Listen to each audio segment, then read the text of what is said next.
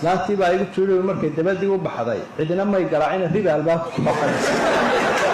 intaa uu ka warramayo nin reer Hargeysa madax oo yara majaajileeya wuxuu niyo bahasha madaxtinimada waan ka yaabay marna cirkaas aad tegaysa marna dhulkaas aad galaysa adigoo meel iska fadhiya oo waxa la wax ku salaamaya aan jirin ayuu lagu magacaabayaa